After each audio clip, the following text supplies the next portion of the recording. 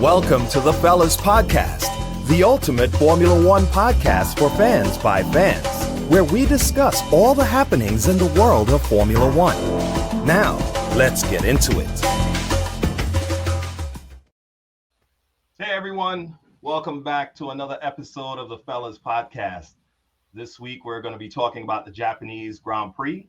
And as always, just to get through some housekeeping, please be sure to follow us on Facebook, Instagram, Threads, and X, and Bluesky. Let's jump into it, guys. I thought it was a pretty bland race this week, but you know, it had some tidbits in there. What do you guys think? Ray, let's start with you. Well, it reminded me of the races of yesteryear, where you kind of watched from a spectator standpoint, you watch cars parading, but I think it was more an intellectual battle where you were trying to use pit strategy to move your car around, right? And because they said that they attributed it to the resurfacing of the track and the tire compound that Pirelli brought, they also contributed that they just said from an overall perspective, the track is hard to pass with. They only had one DRS zone enabled. So yeah, it was. I see how somebody would say yes. It was. It could be a boring race. Yes. Yeah. It kind of, in a way, reminded me of like a Monaco race. But Simon, what do you think? Man, the race was so boring.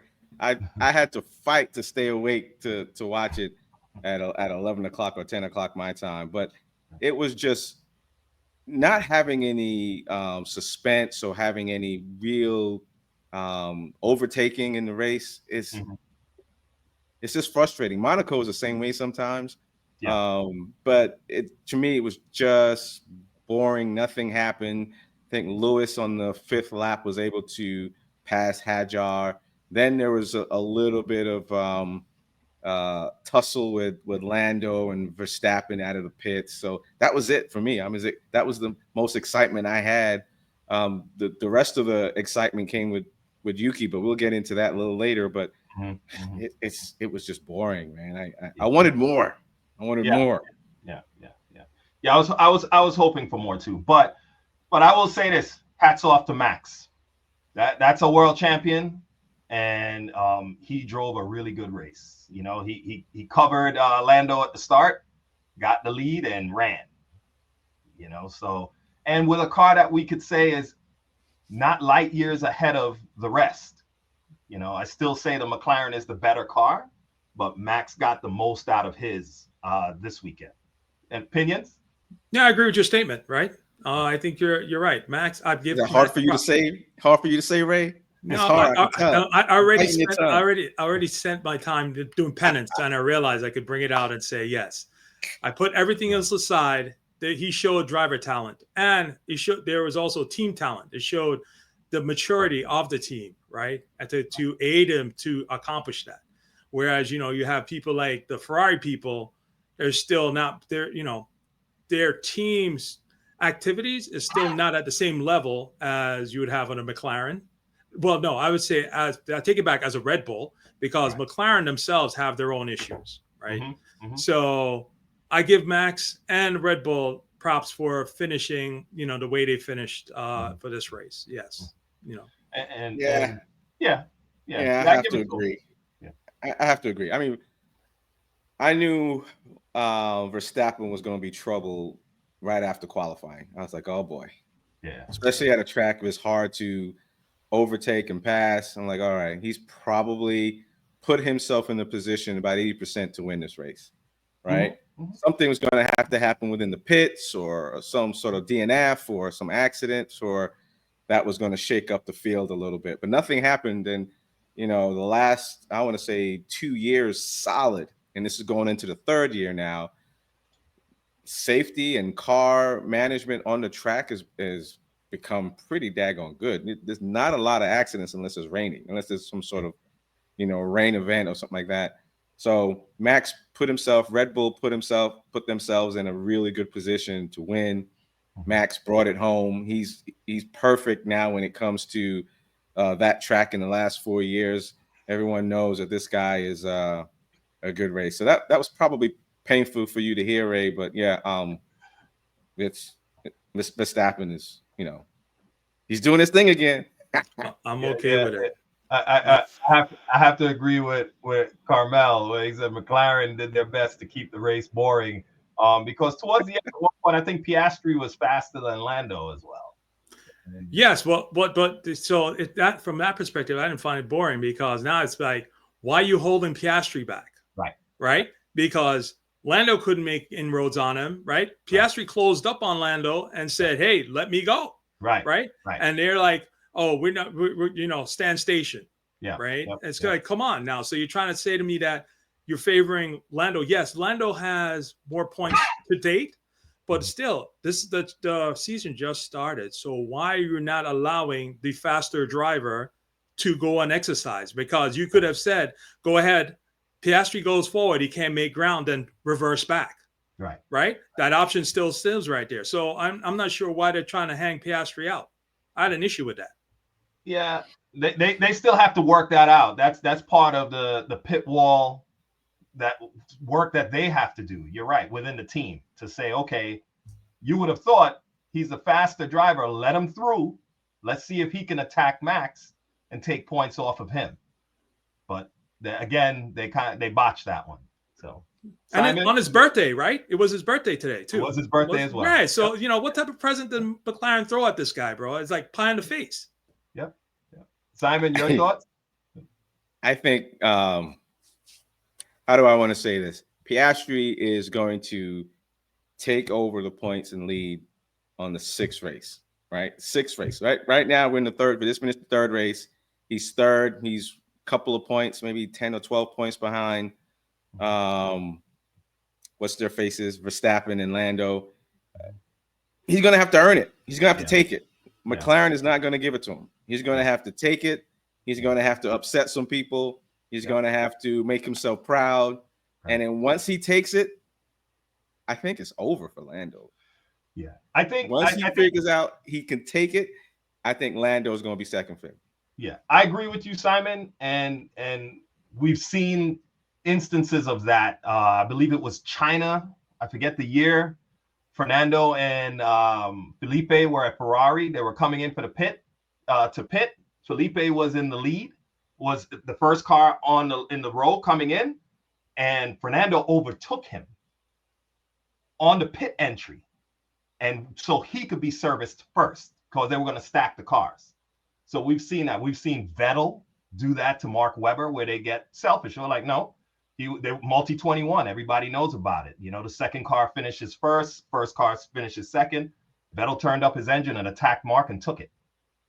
So I think that's where we're heading with Piastri, that he may get that frustrated. And remember, who's his manager? Mark Webber, right? Who was the recipient of multi-21. He didn't benefit from that because Vettel chose not to honor it. I agree with you. I think it's going to come a point that Piastri is going to say I'm faster, and he's going to be like, to hell with what the team says, I'm taking it. He's going to assert himself, and he needs to. He needs to. And it also needs to start with better qualifying. That question and comment just came up, and absolutely correct.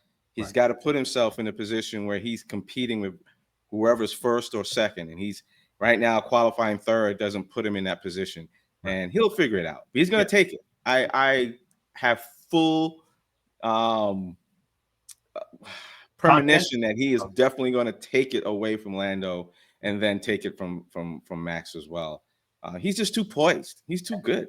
And I didn't realize how old he was, too. I thought he was a lot younger than 24? Just turned 24 today? I thought he was younger. But, yeah, I mean, his maturity for his age and how he's performing, he is a world champion.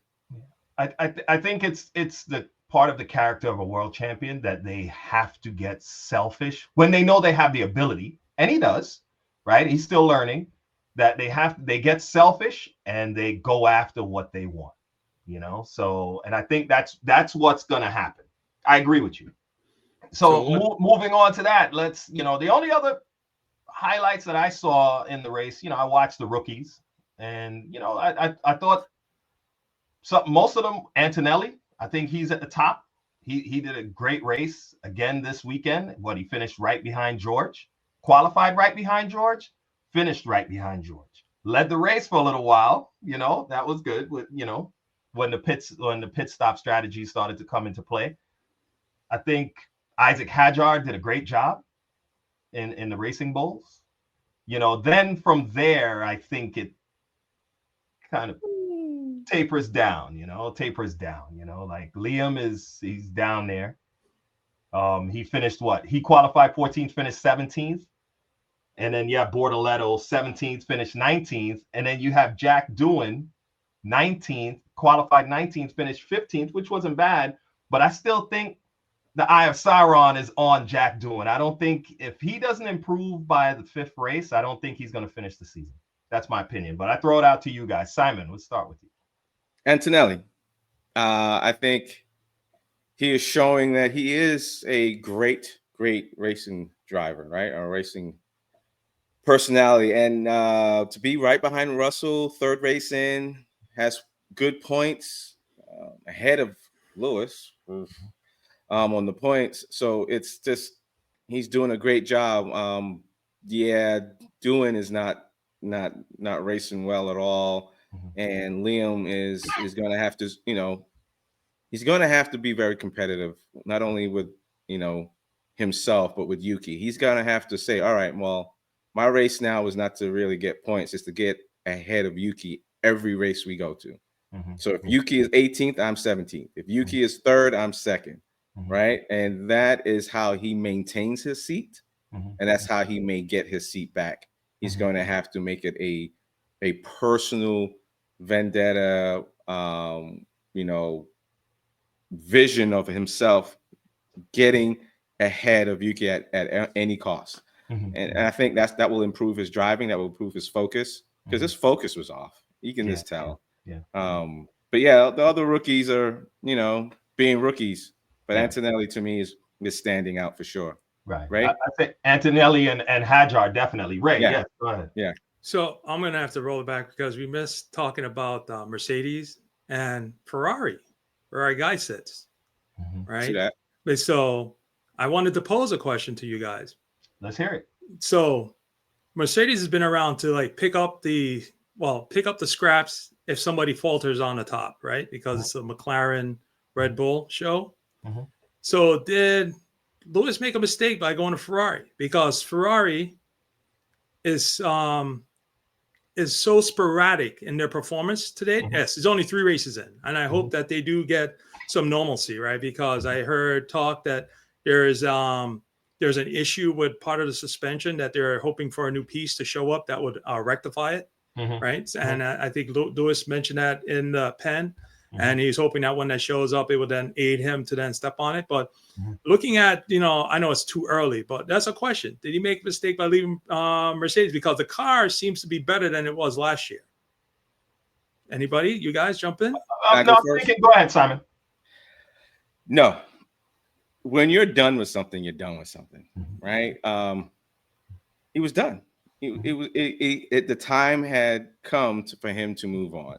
Now, let's say he stayed at Mercedes and new management came in or new team came in that was very experienced. Then you stay because now you're bringing in something new.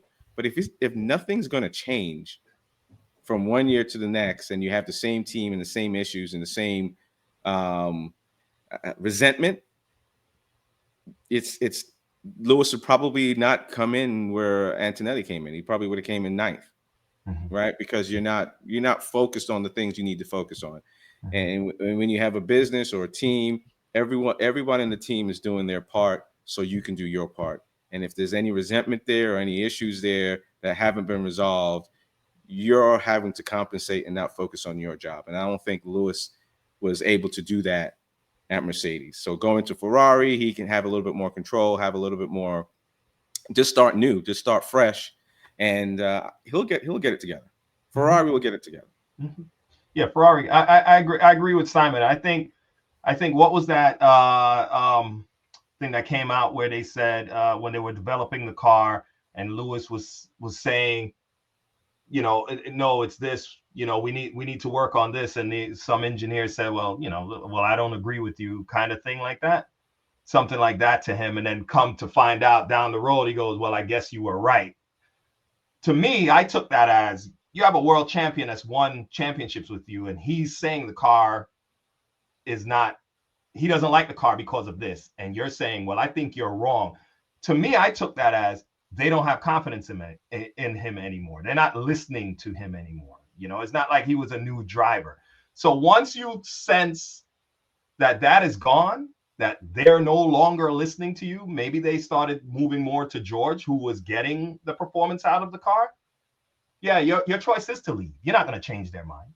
And look, when he was proven right, George is still getting the best out of the car, but they're probably not going to give you that attention anymore. They've moved on. So it's time to leave. It's kind of like what happened in McLaren with Lewis and Fernando. Fernando realized that Lewis came in and took the team over. So he knew, hey, nothing I say, they're going to go with him. I got to go. So I agree with Simon. Yeah, he has to leave. I think going to Ferrari is a fresh start. It's still up to him. He could end up in the same situation if he doesn't get it together pretty soon, because Charles is getting more out of the car than him. So that's up to Lewis at this point. Can you get on top of this car and start, like I said, the progression would be if you're finishing like Antonelli is behind George, right behind Charles, that's good. And then you work to pass him, and then go down the road. And just one more thing, Ray, before you go, because I'm dying to hear your thoughts on this.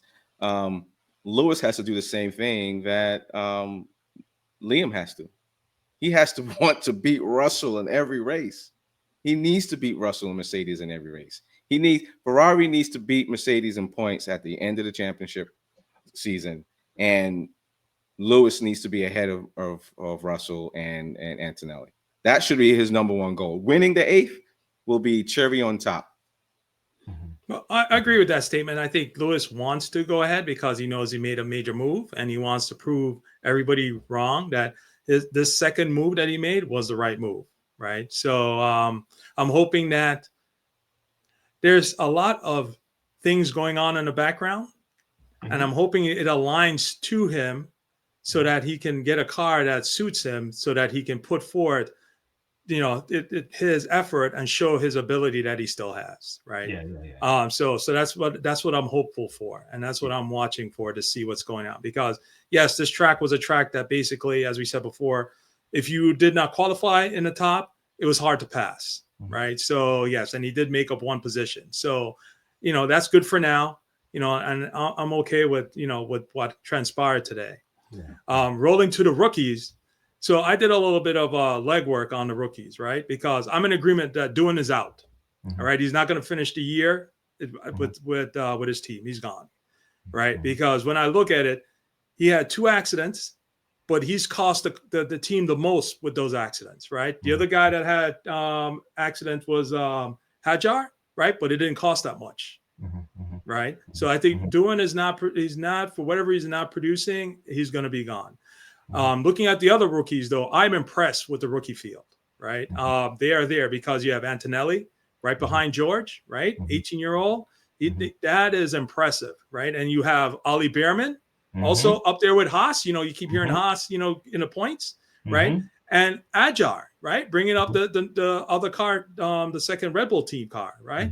So I am very impressed with what they're doing, and it's going to be interesting to see how they behave as the year progresses. But yeah, I think the other guy, what's his name, Bortoletto or something like that. Yeah, Bortoletto. Right. I don't know, what is, but I know Doohan's gone. Yeah. I just had that feeling that he's on his way out. If he doesn't start getting in the points, in the next couple of races, he's going to be walked out just like the last the last driver that they had last year. So. I feel for him, but yeah, it's just, that's the feeling I get. But yeah, I'm very impressed with the rookie turnout for this year. Yeah, I agree with you. Agree with you on all accounts on that. But if we're done with the rookies, because we basically touched on them, I kind of want to get into something that I was watching in the pre-qualify show.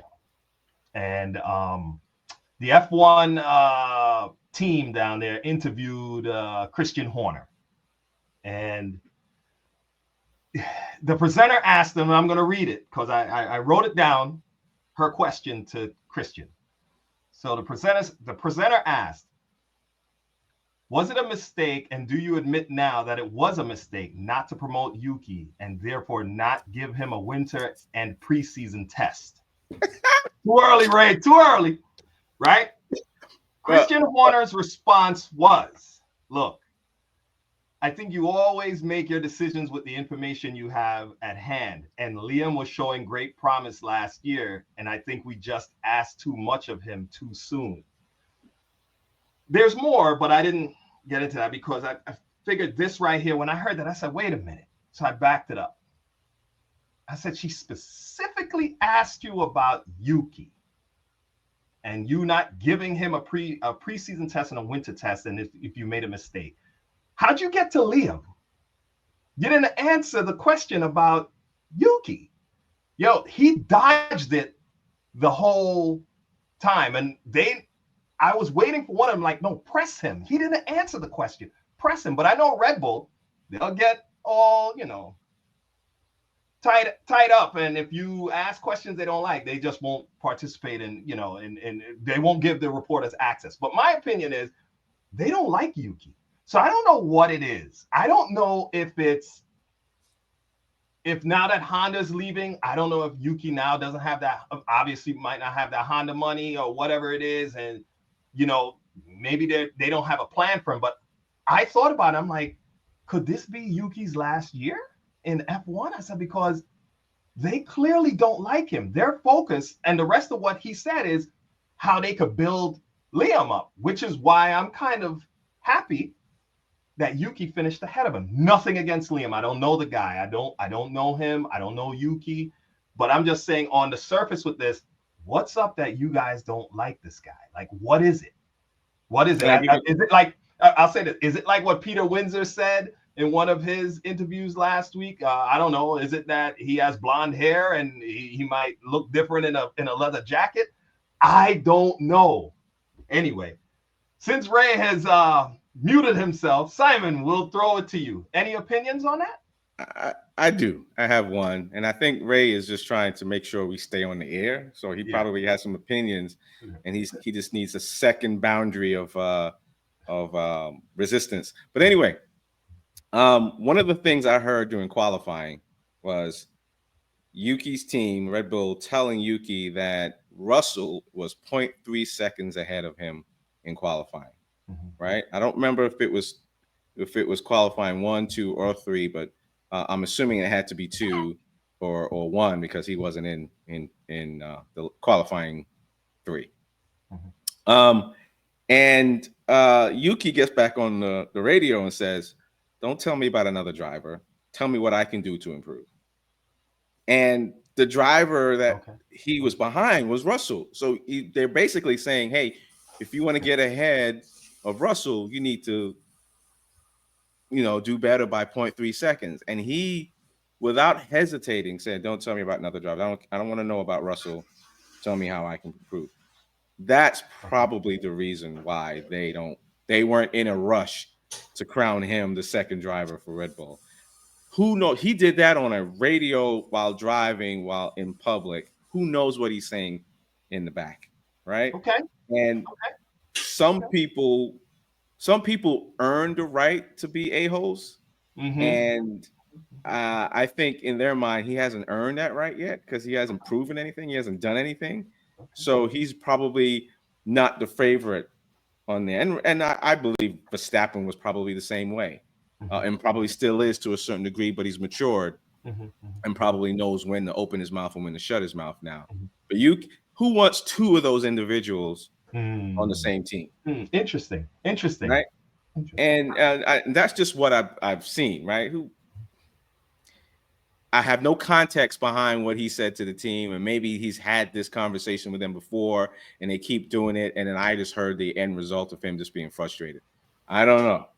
But they made sure to play that over the air during qualifying for a reason, and I wonder why. Okay, hold on, Ray. Since you're still on mute, I'll say this. Okay, but I don't have a problem with that. His comment, because it's not like he's like saying don't talk to me while I'm racing, disregarding it. He's saying, tell me how I can improve, so he can attack Russell. So I hear you. Like I ain't said nothing wrong with it. No. I know. I hear you. We live in a sensitive culture now, boss. Everybody's sensitive. No. But you know what? No. These guys, they wear big boy pants and big women pants. You know, so I don't think there's anything wrong. Albon was getting at his team as well. Granted, he was performing. He was the better Williams, where he was like, you know, it's the same problem I've had. He was pretty, you know. Yeah, he's earned it. He's earned it. Right? He's been around for a minute.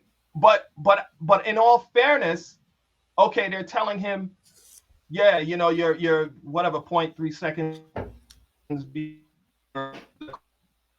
fine. How does that help me?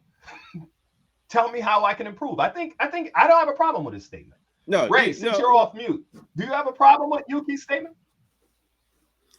I don't think Yuki is there. From my limited knowledge, Yuki has a temper, but I've seen other drivers that's been in F1 that has a similar temper, right? Absolutely. And I've also heard that Yuki is now taking anger management classes.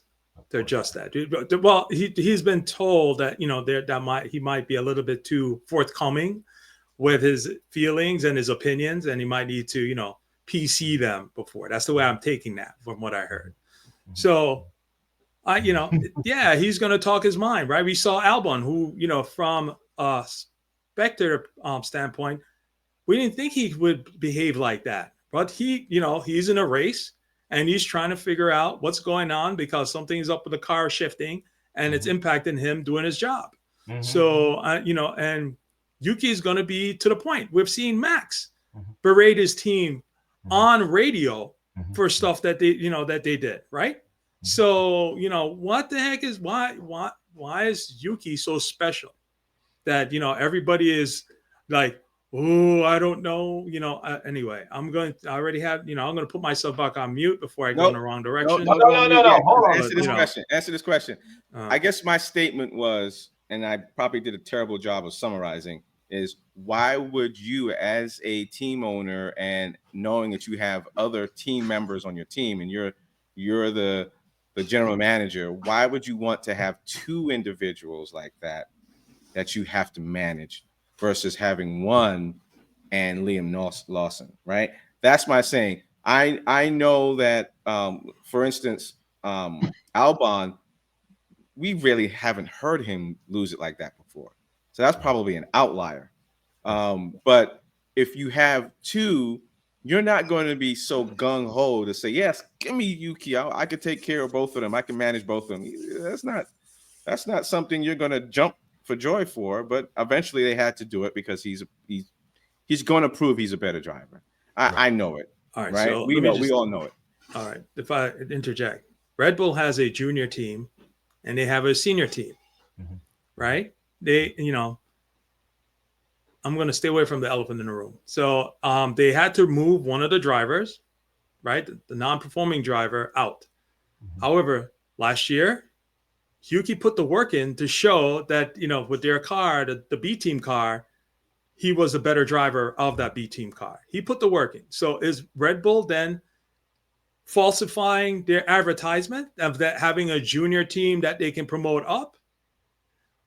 I wonder now, because yes, Yuki is a bit fiery, but again, we don't have all access to all the radios, right? So, you know, what's going on.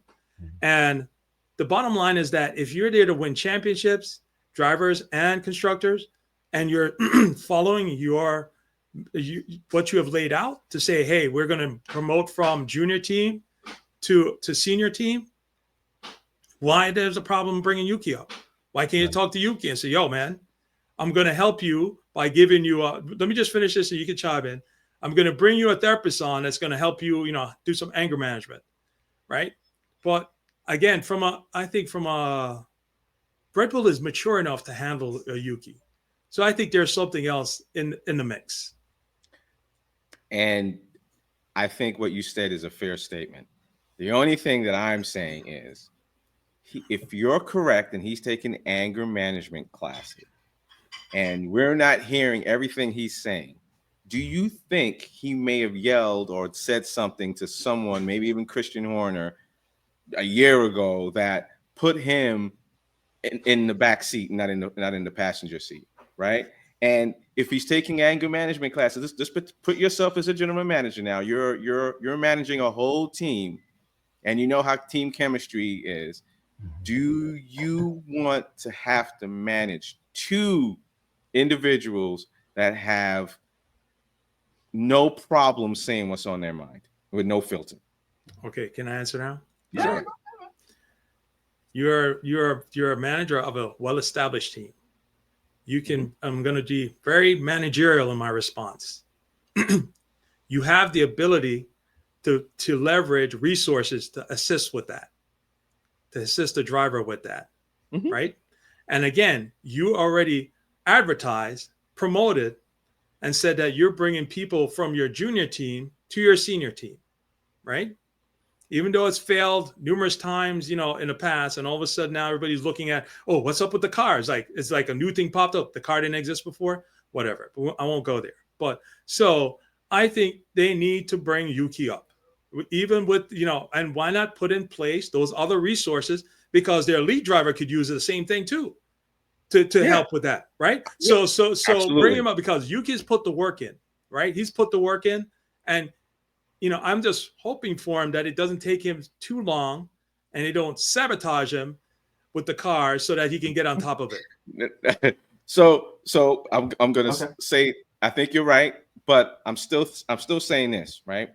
Mm-hmm. Based on Christian Horner's response, Ralph, that you stated that based on Liam Lawson's driving results from last year, they probably thought him and Yuki were comparable. Just what? I'm saying, I'm playing devil's advocate. I'm not saying this is correct. I'm just saying I'm saying that if they thought they were comparable to a certain degree, maybe Yuki is 1A and Lawson is 1B, still a little bit low, they're probably not going to run to the guy that's going to be a headache. That's all I'm saying. Let me say this. Simon, you raised the point, a very good points. And looking at it from a managerial point of view, it's like you're running a company and you're having a department, you're a department lead or director and you're whatever manager. You're going to hire someone new for the position, for a position you have.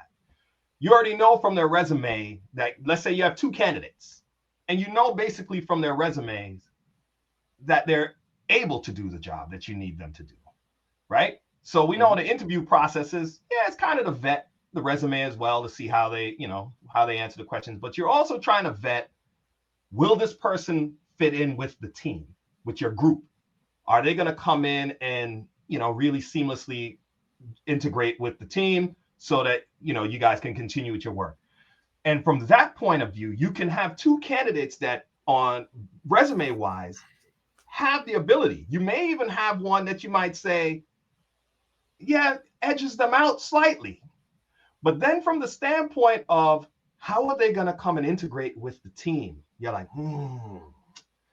okay, the one that edges them out, I don't know. There's a couple rough edges. I don't think they're really, hold on, Ray. I know that at least we don't have the tape. So I know we're going to hear your opinion.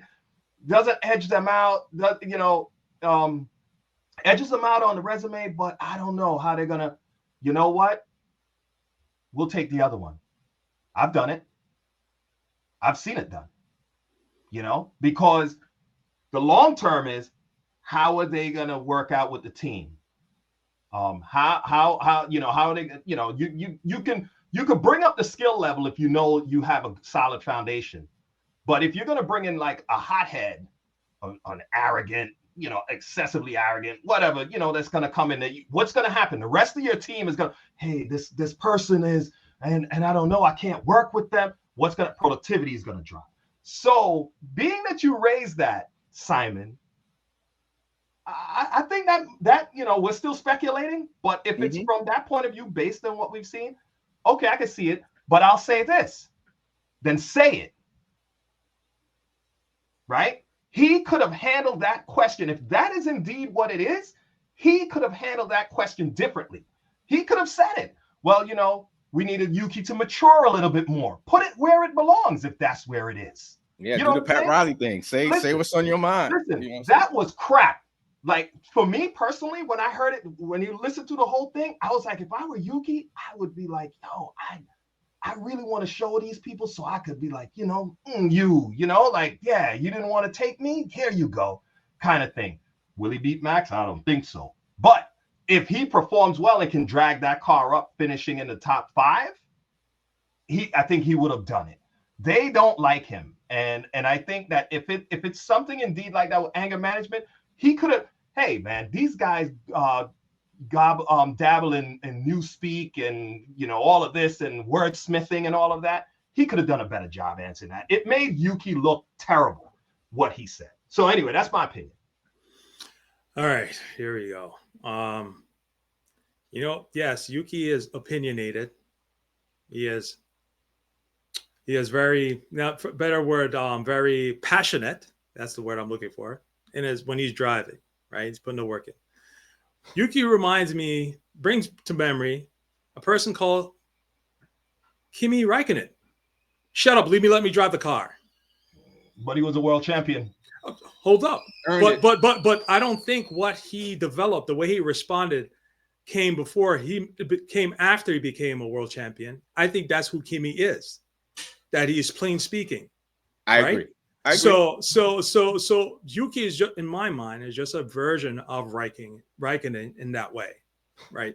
So I think something else is at play, right? Because even though they say Lawson ran some races last year, Yuki's been there since the car's been trash, right? And he learned and he got better, right?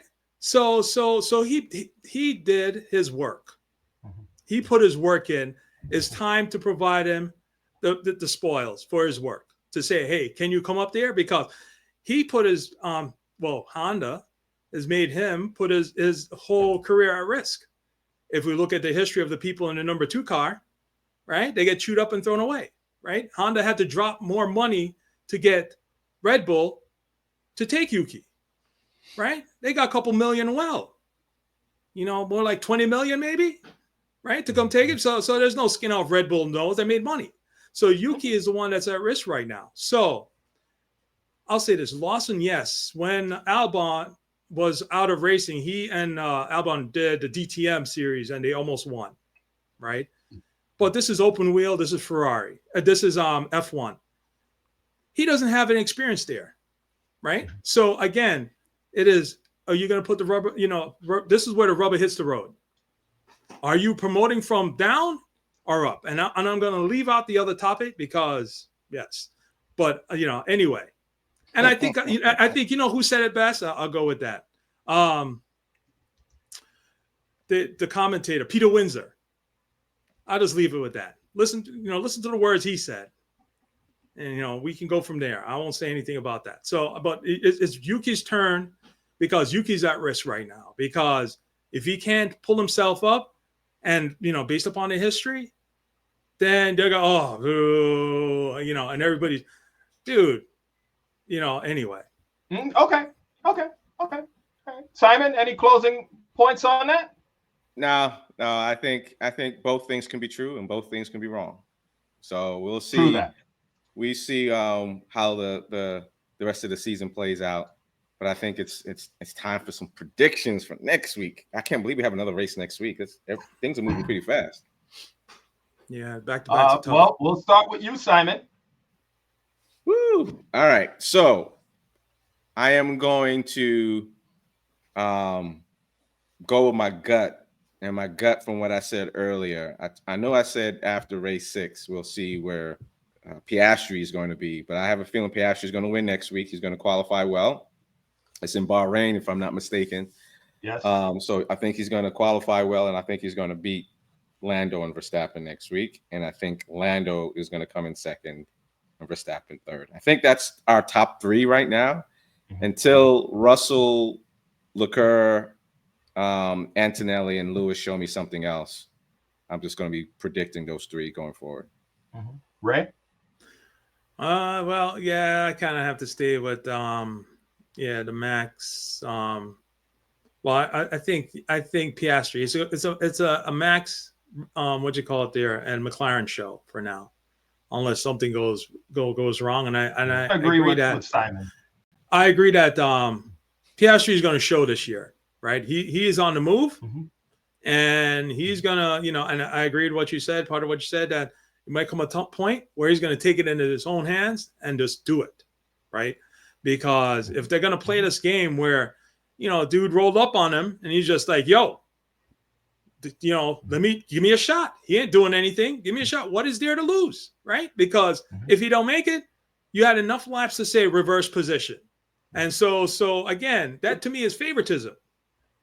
You know what I'm saying? I know a little bit about that. But anyway, I'm not going to go there. So, yeah, I'm done. Okay. Yeah, I agree. I think it's going to be Piastri, Lando, and Max in that order. And then George is going to be there in fifth. Charles is still going to be ahead of Lewis. Oh, yeah. But he's still going to be ahead of Lewis. But. I mean, Charles didn't do bad last year. We came in third. Yeah. Charles right? So, I believe it was. This Ferrari sounds like Ferrari just going to take a little time to get warmed up, but maybe by, I don't know, Saudi Arabia is the fifth round. Maybe by Miami we might see a little different, a little more continued performance from Lewis by that point. So we'll see. So okay. Having said that, we're going to join you all again next week for the Bahrain Grand Prix. As always, please remember to like, share, and subscribe, and follow us on Facebook, Instagram, Threads, and X, and Bluesky as well. For the fellas, we'll see you next week.